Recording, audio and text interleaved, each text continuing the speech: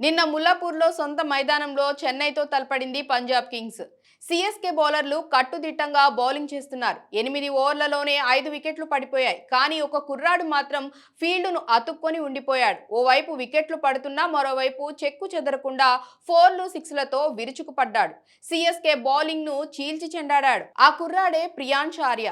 42 బంతుల్లో 7 4లు 9 6లతో 103 పరుగులు చేసి పంజాబ్ గెలుపులో కీలక పాత్ర పోషించాడు. అత్యంత ప్రమాదకరమైన పతిరన బౌలింగ్ లో హ్యాట్రిక్ 6లు కొట్టి వారెవ్వా అనిపించాడు. 24 ఏళ్ల ప్రియాంష్ ఆర్య ఇప్పటి వరకు ఒక్క అంతర్జాతీయ మ్యాచ్ ఆడలేదు.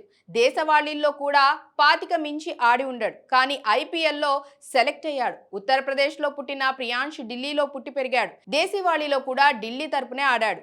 2021-22 సీజన్లో అరంగేట్రం చేసిన ప్రియాంష్ కేవలం 7 లీగ్స్ ఏ మ్యాచ్లో ఆడాడు.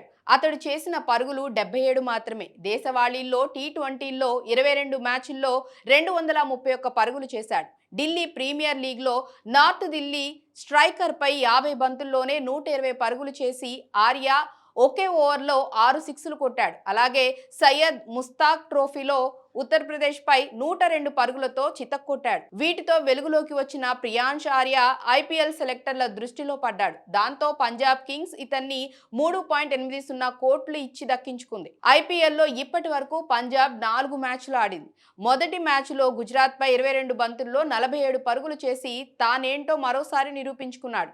భారీ మొత్తాన్ని వెచ్చించి ఎందుకు కొనుక్కున్నారో చేసి చూపించాడు. ఆ తర్వాత 2 మ్యాచ్ల్లో 8-0 పరుగులతో తేలిపోయాడు. కానీ నిన్న ముల్లాన్పూర్లో జరిగిన మ్యాచ్లో మాత్రం విజృంభించేశాడు. ఐపీఎల్లో 4వ ఫాస్టెస్ట్ సెంచరీ చేసిన బ్యాటర్గా నిలిచాడు.